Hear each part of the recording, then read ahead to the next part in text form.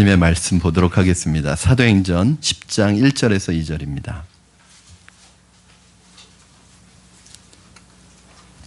사도행전 10장 1절에서 2절 말씀, 우리 두 절입니다. 한 목소리로 함께 하나님의 말씀을 우리 심령 속에 받도록 하겠습니다. 함께 읽겠습니다. 시작. 가이사랴에 고넬료라 하는 사람이 있으니 이탈리아 부대라 하는 군대의 백부장이라. 그가 경건하여 온 지방과 더불어 하나님을 경외하며 백성을 많이 구제하고 하나님께 항상 기도하더니. 아멘. 5월 가정의 달을 맞이해서 가정에 대한 설교를 하고 있습니다. 첫째 주는 우리 어린이 주일로 지켰고요. 지난주는 어버이 주일로 또 부모님의 은혜에 감사하는 시간을 가졌습니다. 오늘은 이제 마지막으로 가정에 대한 여러분 설교를 한 번 더 하려고 합니다. 그리고 다음 주부터 사도행전 강해 설교를 이어가도록 하겠습니다. 올해 가정의 달 5월은 여느 해 5월보다 사실은 우리 마음이 무거울 수밖에 없죠. 왜냐하면 가정의 달을 맞아서 우리가 가족들이 참 즐겁고 행복한데 지금 한쪽에서는 참 행복하지 못하고 고통 속에 지내는 이웃들이 있기 때문에 무겁지 않을 수 없습니다. 부푼 꿈을 안고 수학여행을 떠났던 우리 아이들이 싸늘한 시신이 되어서 돌아왔고 또 아직도 18명의 실종자가 아직도 남아있기 때문에 참 그 어느 때보다도 무거운 5월을, 마음이 무거운 5월을 보내고 있습니다. 세월호 사건은 우리에게 가정의 소중함을 다시 한번 일깨워주는 사건이 되었습니다. 그 아이들이 제잘거리고 장난치는 모습이 얼마나 소중한 모습인지, 그리고 집 나갔던 아이들이 건강한 모습으로 돌아오는 것이 얼마나 고맙고 감사한 일인지 우리에게 세상 깨닫게 해주었습니다. 요즘에 이제 평소 같으면 직장이 끝나고 술집을 전전하던 우리 아버지들이 요즘엔 일찍 집에 들어간다고 합니다. 그래서 일찍 집에 들어가서 아이들과 조금이라도 더 시간을 보내려고 하는 아버지들이 늘어났대요. 그리고 또 부모님들이 평소 같으면 아이들에게 공부 좀 해라 이 말을 참 많이 했는데 요즘에 우리 부모님들이 바뀐 언어가 있대요. 뭐냐면 좀 쉬어라, 건강해라 이 말을 훨씬 더 많이 한답니다. 이 세월호 사건이 우리에게 남겨준 이 교훈이 뭐냐면 바로 우리 인생에 더 소중한 가치가 뭔지, 공부보다도 일보다도 더 소중한 가치가 뭔지 세상 깨닫게 해주는 것 같아요. 그게 바로 가족입니다. 여러분 잘 알고 계시는 즐거운 곳에서 날 오라 하여도 라고 시작되는 즐거운 나의 집이라는 이 노래가 정말 저희 학창시절에도 많이 불렀던 노래입니다. 이 노래를 보면, 가사를 보면 가정의 소중함과 가정에 대한 그리움을 절절히 담고 있는 노래라고 할 수 있습니다. 이 노래의 작사가인 존 하워드 페인이라는 사람이 1852년 4월 10일에 알제리에서 사망했는데 31년 만에 군함을 타고 뉴욕에 도착하게 되었답니다. 그런데 이 사람의 시신이 도착하는 그 뉴욕에 대통령으로부터 해서 국무위원과 상원의원들과 모든 국민들이 나와서 모자를 벗고 이 사람이 들어오는 그 광경을 지켜보면서 존경과 조의를 표했다고 해요. 그러면 이 존 하워드 페인이라는 사람이 얼마나 대단한 업적을 남긴 사람이길래, 얼마나 성공한 사람이길래 도대체 이렇게 대통령부터 모든 그 나라의 수장들이 다 와서 환영을 하는 그런 사람이 되었을까? 이유가 딱 한 가지랍니다. 즐거운 나의 집을 작사한 사람이어서 그랬다는 거예요. 그만큼 이 노래가 전 세계 사람들에게 가정의 소중함을 일깨워준 바로 그 노래입니다. 여러분 혹시 가사 다 아시겠지만 제가 가사 한번 불러드릴 테니까 한번 기억해 보세요. 노래를 불러드릴까요? 네, 별로 좋아하시는 것 같지 않아서 가사를 불러드리겠습니다. 즐거운 곳에서는 날 오라 하여도 내 쉴 곳은 작은 집 내 집뿐이리. 내 나라 내 기쁨 길이 쉴 곳도 꽃 피고 세우는 집 내 집뿐이리. 오 사랑 나의 집 즐거운 나의 벗 내 집뿐이리. 이 노래가 전 세계적으로 가정이 얼마나 소중한가를 일깨워 주었습니다. 그야말로 여러분 가정이야말로 우리의 안식처이자 행복의 요람이기 때문입니다. 어느 책에서 발췌한 내용을 잠깐 여러분에게 읽어드리겠습니다. 이 글은 이제 가정에 대한 소중함을 일깨워주는 글입니다. 어느 날 한 화가가 세상에서 가장 고귀한 것을 찾아서 화폭에 담으려고 길을 찾아 나섰습니다. 그리고 가장 먼저 목사님을 찾아가서 물었습니다. 목사님, 세상에서 제일 고귀한 것이 무엇입니까? 목사님이 대답했습니다. 믿음입니다. 이어서 지나가는 군인에게 같은 질문을 했습니다. 군인의 대답은 평화라는 대답이었습니다. 이어서 신혼여행을 떠나는 남녀에게 같은 질문을 했습니다. 그 신혼여행을 떠나는 남녀는 사랑이지요. 이렇게 대답했습니다. 그는 생각했습니다. 믿음과 평화와 사랑을 한꺼번에 그릴 수는 없을까? 그러나 그 소재를 찾는 것이 쉽지가 않아서 지친 몸을 이끌고 집으로 들어왔답니다. 집의 문을 여는 순간에 딸아이가 아빠 하고 뛰어오는데 아빠에게 안기는데 그때 그 아이의 눈망울에서 믿음을 보았답니다. 아, 이게 믿음이구나. 그리고 아내가 와서 여보 수고했어야 하고 안아주더랍니다. 그때 깨달았답니다. 아, 이게 사랑이구나. 아, 이게 믿음이고 이게 사랑이구나 하는 걸 깨닫는 순간 마음에 있던 모든 시름과 걱정이 다 사라지는 것을 느끼고 마음에 평화가 오는 것을 느꼈답니다. 그때 이 사람이 깨달았다는 거예요. 믿음과 평화와 사랑이 함께 공존하는 곳은 바로 가정이다. 그래서 그 사람이 단란한 가정의 모습을 화폭에 담았다는 것입니다. 이렇게 가정의 소중함을 강조하는 글들도 많고 노래도 많고 또 그것을 읽고 부를 때마다 공감이 되고 동의가 되는데, 그러나 오늘 불행하게도 우리의 현실은 어떻습니까? 가정이 위기를 만났습니다. 지금 우리의 가정이 얼마나 붕괴되어 가고 있는지 알 수 없습니다. 전에도 한번 언급했던 적이 있는데, 여러분 요즘에 이제 심각한 문제 중에 하나가 뭐냐면 황혼이혼입니다. 황혼이혼이 뭐냐면 적어도 부부가 만나서 결혼을 해서 20년 이상 부부의 생활을 영위하다가 이혼을 결정하는 거예요.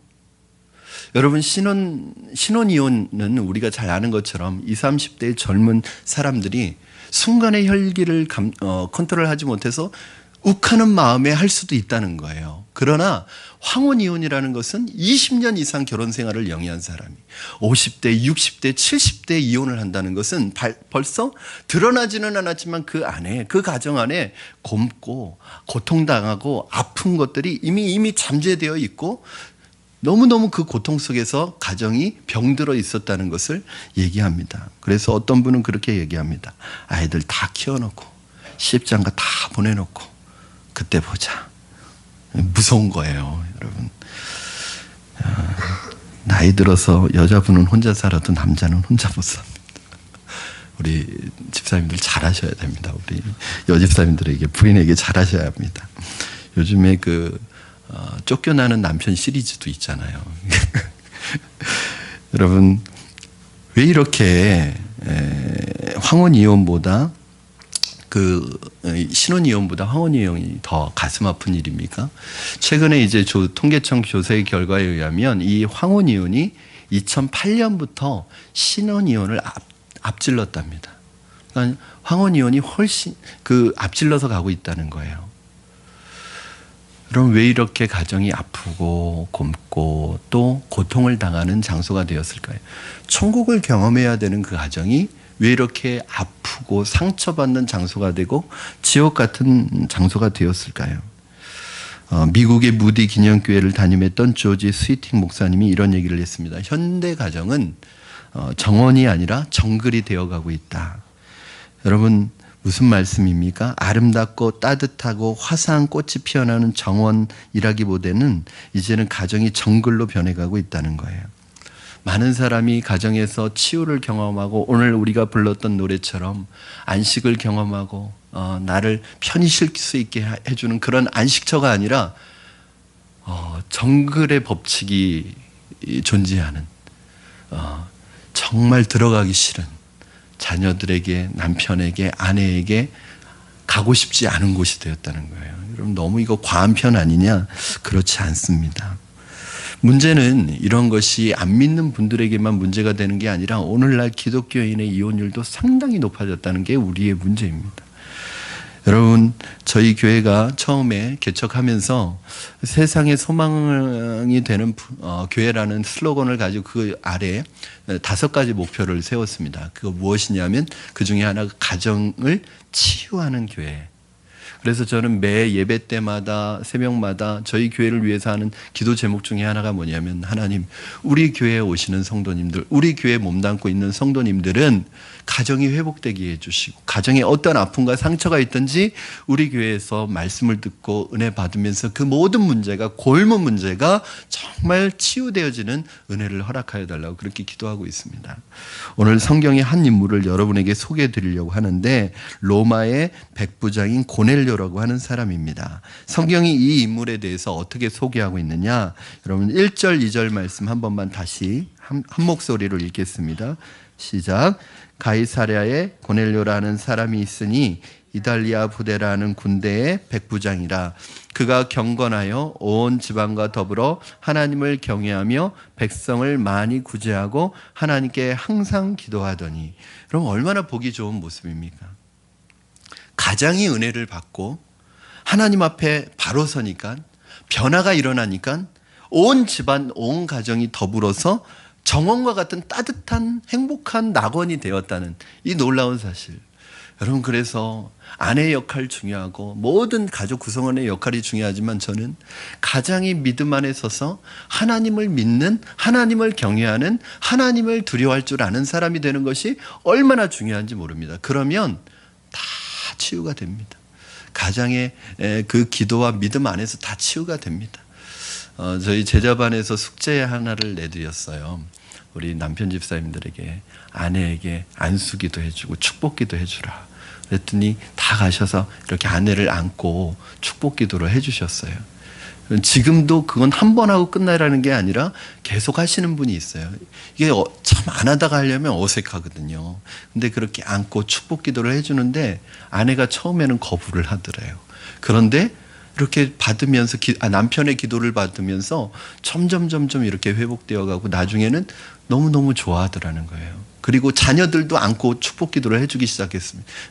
아이들이 이제는 아빠의 그 기도를 기다린다는 거예요. 여러분, 가장이 변화되는 게 이렇게 중요합니다.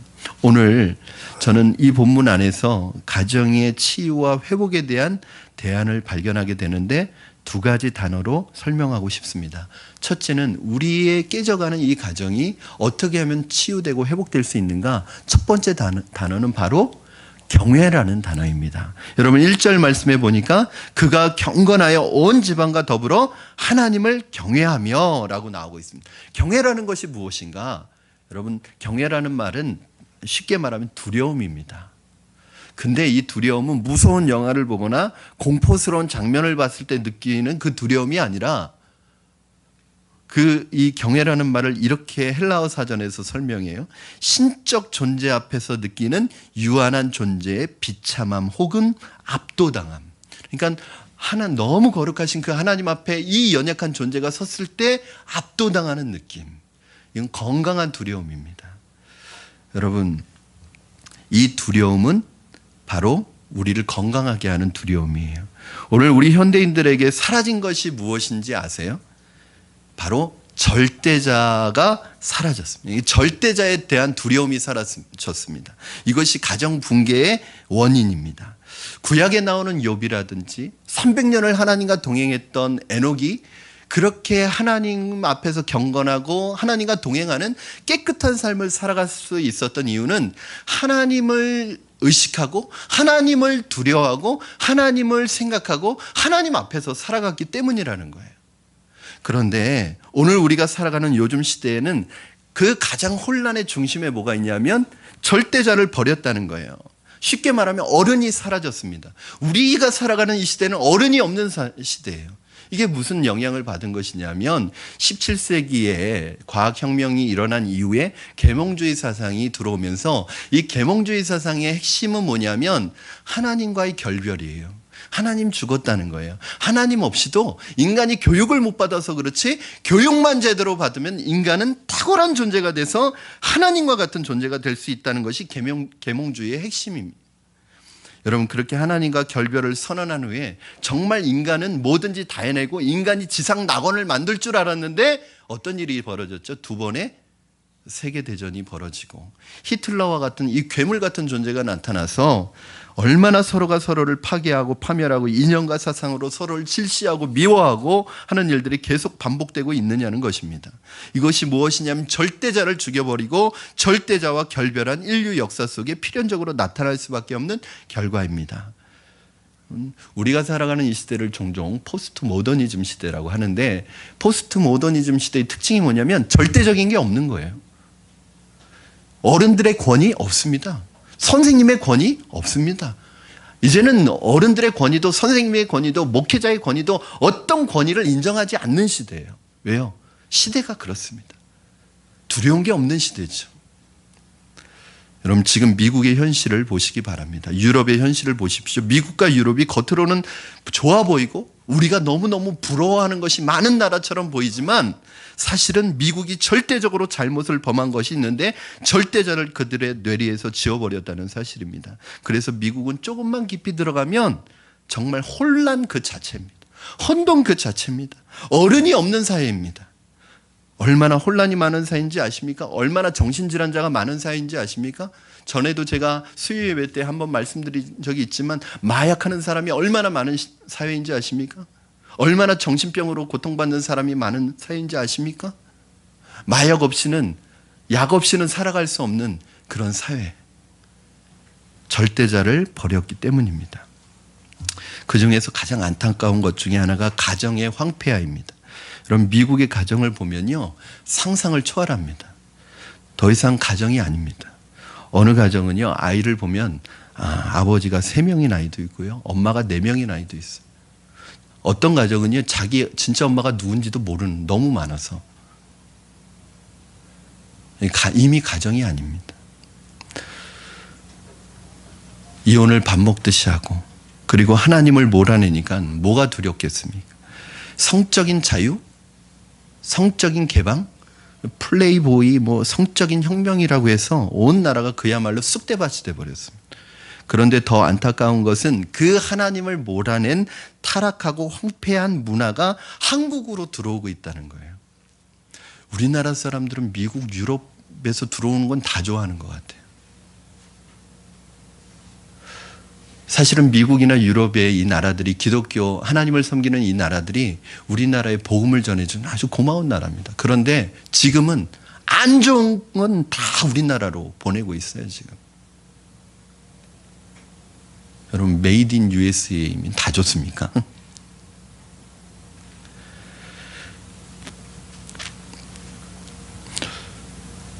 하나님을 몰아낸 미국과 유럽의 문화가 우리나라로 들어오고 있습니다. 그렇기 때문에 이것을 회복하려면 어떻게 해야 되는가? 그들이 하나님을 버려서 절대자의 권위를 버렸기 때문에 그렇게 타락했다면, 우리가 이것을 회복하려면, 우리 가정이 회복되려면 어떻게 해야 되느냐? 절대자의 권위를 인정해야 합니다. 하나님을 경외해야 돼요. 하나님을 무서워해야 돼요. 여러분, 아내가 다소 마음에 안 드는 점이 있더라도, 남편이 다소 마음에 안 드는 부분이 있더라도 내가 하나님을 두려워하기 때문에, 내가 하나님 앞에서 결혼할 때 사랑하는 이 여자만 사랑하기로 약속했기 때문에 그 하나님과의 약속을 지키고 두려워하고 몸부림치는 하나님에 대한 두려움이 회복되어야지 가정이 건강한 거죠. 내가 욥처럼 에녹처럼 하나님을 두려워하면 어떻게 아내에게 허튼 짓을 하고 어떻게 배우자에게 허튼 짓을 할 수 있겠습니까? 오늘 우리에게 회복되어야 하는 것이 하나님에 대한 이 건강한 두려움입니다. 하나님이 계시다면, 그분이 나와 함께 하신다는 것을 믿으면 그분이 두려워서 허튼 짓 할 수 없다는 것입니다. 여러분, 기도도 마찬가지입니다. 여러분, 누가 기도할 수 있다고 생각하세요? 우리 시편 102편 1절 2절 말씀 함께 보시겠습니다. 시편 102편 1절 2절입니다. 시작. 여호와여, 내 기도를 들으시고 나의 부르짖음을 주께 상달하게 하소서. 나의 괴로운 날에 주의 얼굴을 내게서 숨기지 마소서. 주의 귀를 내게 기울이사 내가 부르짖는 날에 속히 내게 응답하소서. 여러분, 제가 이렇게 막 강조해서 읽은 게 있어요. 이거 그냥 읽으면 안 되는 시편입니다. 너무너무 절박한 기도예요. 이 절박한 기도를 하는데 누가 이렇게 절박한 기도를 할 수 있느냐? 여러분의 기도가 지금 절박한가 절박하지 않은가 한번 생각해 보세요. 왜 이렇게 절박한 기도가 되느냐? 3절 말씀 보면 알 수 있습니다. 우리 3절 말씀 한번 같이 읽겠습니다. 시작.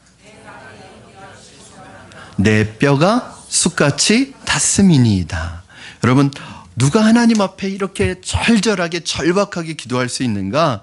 하나님 앞에서 아무리 똑똑하고 IQ가 뭐 150, 200이 넘어도 하나님 앞에서 보았을 때 나는 연기같이 소멸될 수밖에 없는 인생이라는 것을 깨닫는 자만이 절대자 앞에서 두려움을 느낄 수밖에 없습니다.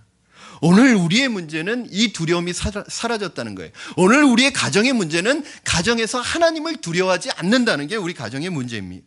가정이 제멋대로 아닙니까 요즘에? 어떻게 하나님 앞에 이 여자만을 사랑하겠다고 약속해놓고 어떻게 외도를 할 수 있느냐는 말이에요. 그것이 어떻게 가능합니까?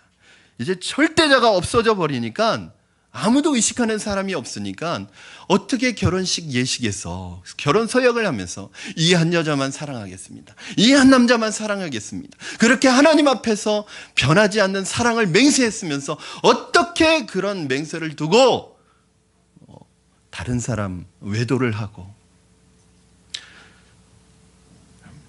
그러면 우리나라가 얼마나 가정이 깨어지고 황폐화되어 가고 있습니까? 자기 아내가 자기 남편이 버젓이 있는데 어디 가머니설로 남의 사람을 꼬드겨서 악한 짓을 하는 사람들이 그것도 죄의식 전혀 못 느끼고 마치 그것을 자랑처럼 얘기하는 사람들이 얼마나 많은 시대인지 모릅니다. 이것이 다 어디에서 흘러온 거예요? 다 미국이나 유럽에서 우리나라로 흘러온 문화들입니다.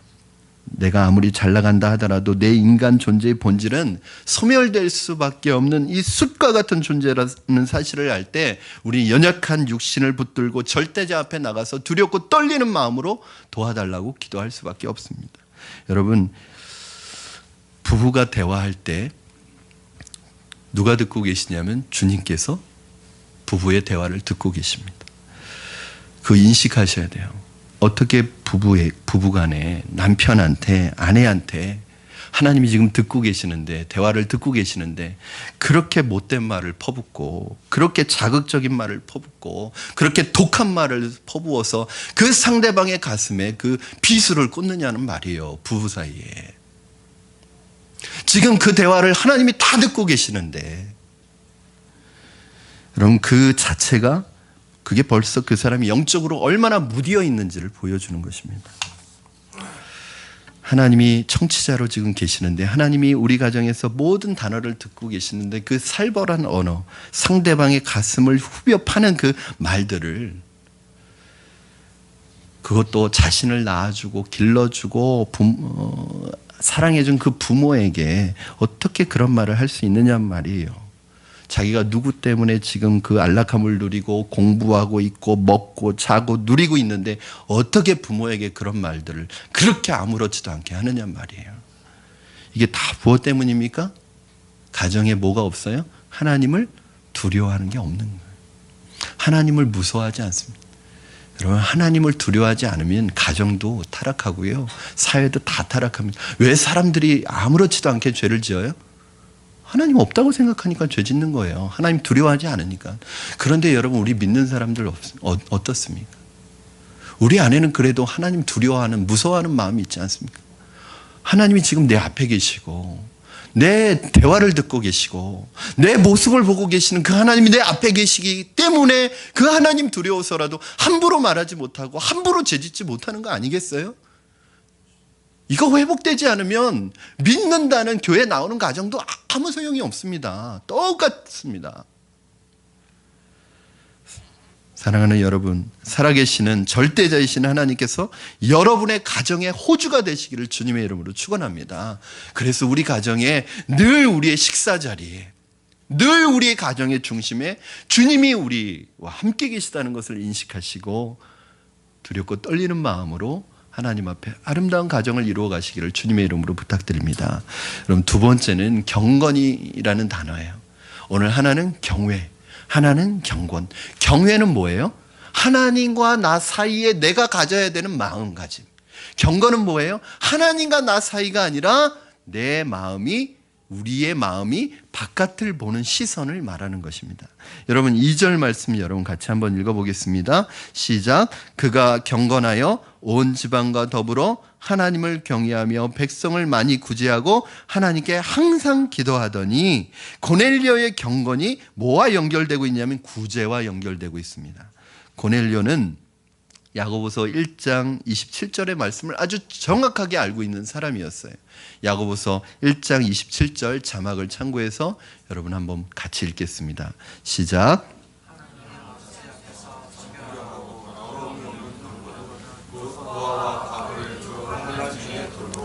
또 자기를 지켜 새 속에 물들지 아니하는 그것이니라. 이게 뭐예요? 경건. 여러분 경건에는 두 가지 의미가 있다는 거 아시겠죠? 여러분이 이미 알고 계시는 의미는 뭐예요? 나 자신을 지켜 새 속으로부터 물들지 않도록 나를 지키는 게 뭐예요? 경건. 이게 후반부에 나오는 경건이에요. 이건 여러분이 다 알아요. 성경 읽고 기도하고 묵상하면서 이 세상의 문화에 타협하지 않고 이 세상 속에서 내 신앙을 지키는 거, 이거 경건인 거 여러분 다 알아요. 그러나 이건 반쪽짜리 경건이라는 거예요. 이것이 내 내적 경건을 위한 것이라면 우리의 외적 경건을 위한 것이 있다는 거예요. 그게 뭐예요? 환난 날에 고아와 과부를 돌아보는 것. 어려운 사람들, 내 주위에 있는 어려운 사람들을 돌아보는 게 이게 참된 경건이라는 거예요. 나는 기도도 하고 말씀도 읽고 다 아는데 어려운 사람을 위해서는 돈 한 푼 안 쓴다.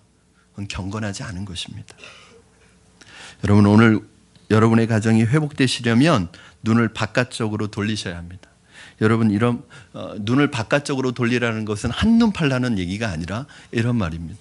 여러분 제가 한참 그 중학교 때인가 초등학교 때 학창 시절에 한참 그 유행했던 캐릭터가 있어요.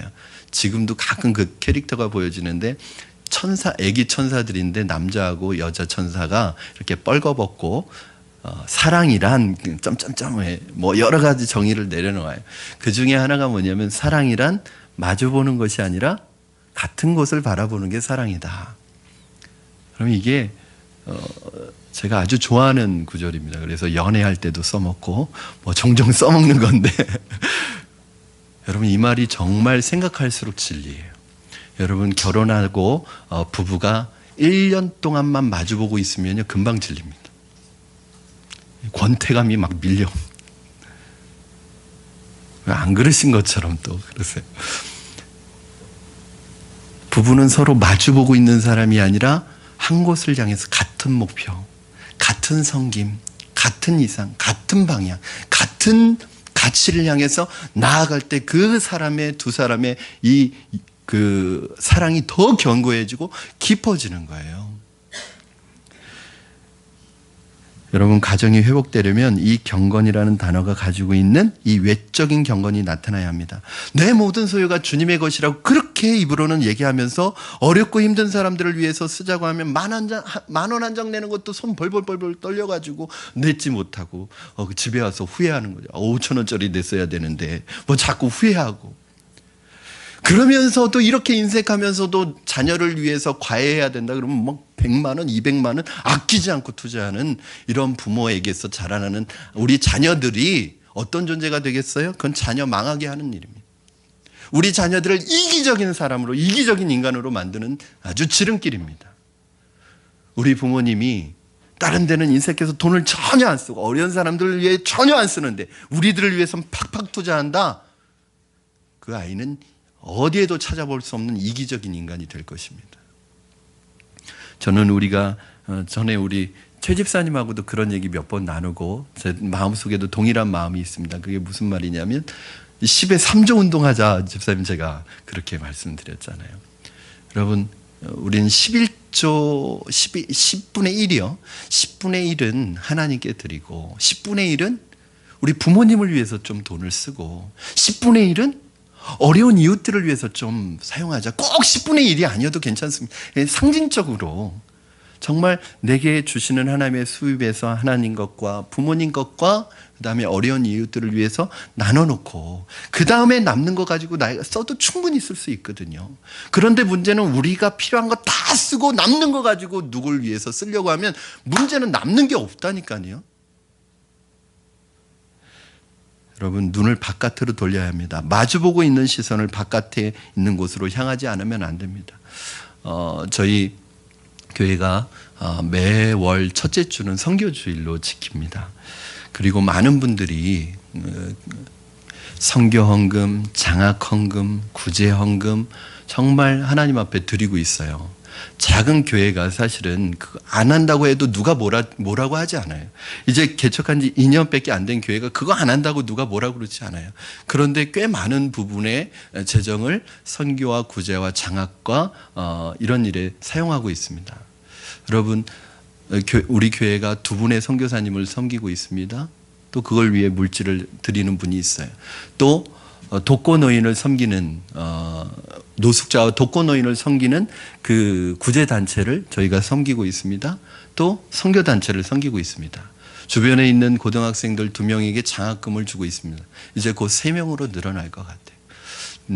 한 일주일 전에 저희 교회 지금 소속돼 있는 집사님은 아니신데 집사님 한 분이 오셔서 한 아이에 2분기 등록금 100만 원이죠. 100만 원을 내놓고 가셨어요.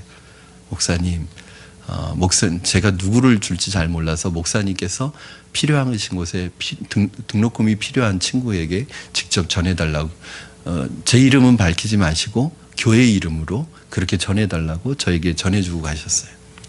그분이 주시고 가신 그 등록금 때문에 저희가 3명의 아이를 지원할 수 있을 것 같아요. 그 아이 졸업할 때까지 전액 장학금을 지원할 것입니다. 여러분, 사실은 그래서 저는 저희 교회가 소망이 있다고 생각해요. 우리 교회를 위해서 얼마든지 쓸 수 있고 우리 교회를 위해서 얼마든지 우리 교회만을 위해서 쓸 수 있는데 하나님이 그거 허락하시지 않으셨습니다. 그리고 지금 제 마음에 귀에 들려오는 소식이 있어요. 너무너무 귀한 사역을 감당하고 있는 선교지인데 너무너무 어려워하는 분이 계세요. 어디에서도 파송받지 못하고, 그리고 이분의 성격상 어디에서 도움받는 것도 싫어해요. 그런데 굉장히 지금 사역적으로 힘들고 고통을 당하고 있어요. 이것은 뭐 재정 지원이 문제가 아니라 기도의 지원이 필요한 것이거든요. 장로님이신데 평생을 그 아프리카 땅에서 일생을 지금 바치고 계신 분인데 이제는 80이 다 되어 가셔서 너무너무 마음이 힘든 상황에 부딪히고 계세요. 막 마음에 그런 분들을 돕고 싶은 거예요. 우리 교회 재정이 좀 부족하더라도. 그런 분들은 저희가 후원하고 싶은 거예요. 여러분, 조금 건물 짓는 거 늦게 짓고 교회 안 사고 건물 안 지으면 할 수 있잖아요. 지금 당장 아니어도 할 수 있잖아요. 우리 재정 좀 더 아껴서 그분들 도와드리면 그것 때문에 만약에 다른 재정이 모자라면 할 수 있잖아요. 근데 여러분들이 아낌없이 하고 계시기 때문에 모자라지 않을 거라고 생각이 들어요. 여러분, 이렇게 하는 이유가 뭔지 아세요? 교회든 가정이든 어떤 곳이든 자기만을 위해서, 자기 가족만을 위해서, 나만을 위해서 자기 물질 쓰는 사람은 금방 부패합니다. 금방 타락합니다. 자꾸 우리의 이 긍휼한 마음을 흘려보내야 되는 거예요. 예수님께서 오병이어를 일으키셨을 때 이 기적을 일으키신 이유가 뭔지 아세요? 내가 얼마나 능력이 많은지 너희들 벌래? 그리고 이렇게 일으키신 게 아니라 배고픈 인생들을 볼 때 긍휼히 여기사 불쌍히 여기는 마음 때문에 그렇게 하셨다는 거예요. 저는 여러분 아내와 남편과 자녀를 향하여 긍휼히 여기는 마음이 회복되기를 주님의 이름으로 축원합니다. 그리고 그 긍휼히 여기는 마음이 내 자녀, 내 남편, 내 가족에게만 머물러 있지 마시고 우리 이웃들에게 흘러가기를 주님의 이름으로 축원합니다. 우리 지난 2주간 세월호 사건으로 인해서 피해를 입은 가족을 위한 특별 헌금을 했습니다. 이번 주에 제가 2군데를 생각하고 있어요. 사회공동모금 복지에 기증을 할 것인지 아니면 교단에서 지금 단원고 피해를 입은 학생이 속한 저희 교단교회가 있어요. 그 교회에 드릴 것인지 지금 고민 중에 있습니다. 기도하고 있습니다. 여러분, 우리 아이들이요, 주일학교 아이들이 저금통을 10원짜리 100원짜리 모아가지고 왔어요. 그거 왜 모아가지고 왔는지 아세요? 파키스탄에서 선교하시는 정영태 선교사님 선교비로 드린다고 그 아이들이 한 달 동안 동전을 모아가지고 왔는데 그게 11만 1,000원. 액수는 얼마 안 되지만 보내드리면 힘이 될 거예요. 사랑하는 여러분, 말씀을 맺습니다. 저는 오늘 저와 여러분이 이 두 단어, 하늘을 바라보면서 하나님을 두려워하는 건강한 두려움이 회복되기를 주님의 이름으로 축원합니다. 이웃에 대해 불쌍히 여기는 마음을 회복하시기를 주님의 이름으로 축원합니다. 그리하면 반드시 분명히 하나님이 우리 가정을 회복시켜 주실 줄로 믿습니다. 하나님께서 우리 가정이 이 가정 붕괴의 시대 속에서 아름다운 가정 천국을 이루어가는 하나님이 기뻐하시는 믿음의 가정으로 세워가실 줄로 믿습니다. 저와 여러분이 그러한 분들이 되기를 주님의 이름으로 다시 한번 부탁드리고 축원드립니다.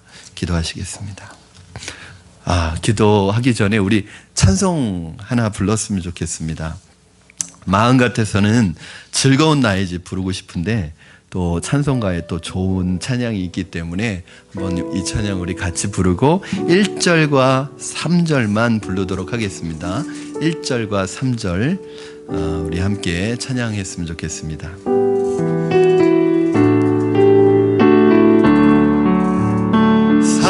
사철의 봄바람 불어있고 하나님 아버지 모셨으니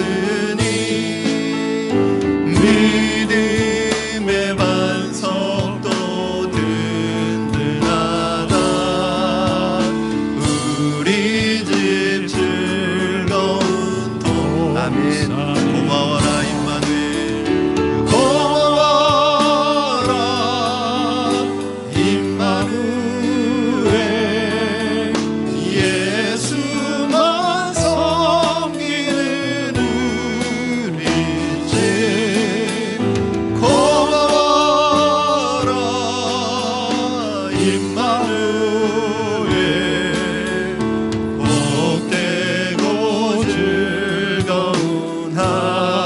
아침과 저녁에 수고하여 아침과 저녁에 수고하여 다 같이 일하는 온 식구가 한 상에 둘러서 먹고 마셔 여기가